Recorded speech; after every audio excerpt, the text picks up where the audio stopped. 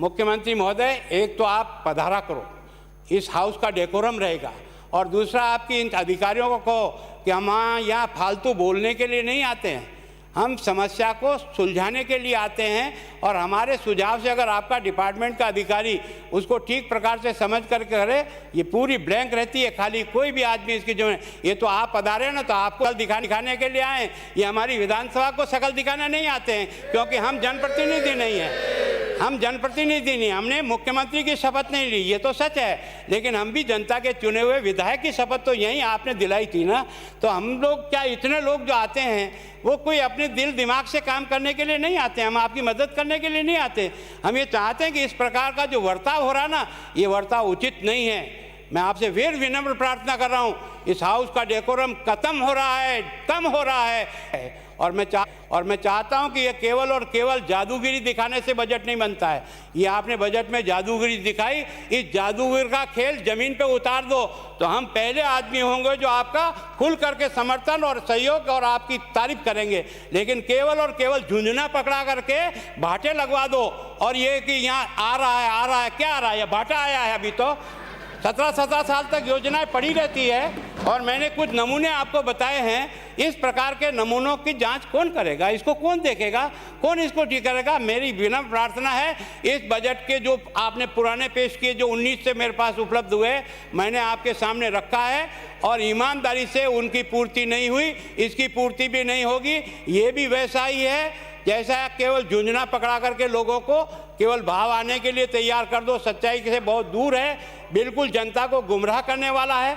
जैसी आपकी परिपाटी पड़ी हुई है, 10 दिन में कर्जा माफ हुआ नहीं, ज़मीनें बिक रही, आपने कहा सब लड़कों को बेरोजगारी भत्ता मिलेगा, वो भटक रहा है, वैसी दुर्गति इस बजट की होगी। ये मैं आज आपके सामने इस सदन में कह रहा हूँ, रिकॉर्ड पर नोट करा रहा हूँ, इसका परिणाम वो पहाड़ निकली चूहिया जैसा निकलेगा इसमें से। अध्यक्ष महोदय, एक 15/3/22 का एक आदेश निकला है, वो निकाला है हमारे कानाराम जी, निदेशक शिक्षा विभाग। इसको पढ़ करके आपको ताली बजाने का अर्थ समझ में आ जाएगा। ये आदेश ये है, विद्यालय क्रमोन्नत के प्रस्ताव शिक्षा मंत्रालय भारत सरकार के निर्धारित प्रपत्र में उपलब्ध कराने का क्रम करें। इसका मतलब सेकेंडरी से हायर सेकेंडरी बनाने का 100% पैसा केंद्र सरकार ने अपनी योजना में देकर के आपको तो डायरेक्शन दिया है। आप हमने 3000 कर दिए, क्या कर दिए? ये तो केंद्र सरकार की योजना के तहत आपने ये प्रस्ताव बना के उनको भेजना है, और उसके तहत होता है। आप ये बजाओ ताली, ये बजाने चाहिए। मैं फिर आपसे बहुत विनम्र प्रार्थना कर रहा हूँ, अब आपको एक जैसे बजाओ ताली, आप सब लोगों ने कहा बजाओ ताली, मैं आपको कह रहा हूँ, अब ये जो आदेश है ना, ये आपकी ताली को बजा रहा है। वहाँ आपके कहने से नहीं बजाएंगे, बैठ जाओ, ज़्यादा होशियार बनने की कोशिश मत करो, थोड़ा सा जनता से चिढ़ाओ, तब जाके पता लगेगा। इतनी हैकड़ी करने की जरूरत नहीं है, कम से कम नहीं। कभी कभी क्या है, उनको लगता है ना, समय के पहले जो ऊंच जाते हैं तो पैर जमीन से छूट जाते हैं।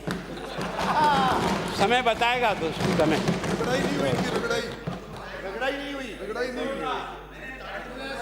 सार्वजनिक क्षेत्र के ये जितने उपक्रम हैं, अब आपको नाराजगी तो होती है, लेकिन इन हाथियों को बांध करके डूबने से क्या अच्छा है। समय रहते इसका ठीक उपयोग करो, या इसको राइट ऑफ करने का प्रयास करो। कब तक राजस्थान की जनता इस तरह से पैसे देती रहेगी? मैं आपको 46 सार्वजनिक उपक्रम में से है ना आपको बताता हूँ, जिनके ऊपर कर्जा घाटा 95,591 करोड़ रुपए का आज की तारीख में वो घाटे में है। जिसमें अपन रोडवेज भी डिस्कस करते हैं, बाकी डिपार्टमेंट डिस्कस करते हैं। आप चाहें तो ये सारे डिपार्टमेंट भी मेरे पास लिखे हुए हैं कि जिन डिपार्टमेंट में इस प्रकार से जो है ना घाटा हुआ।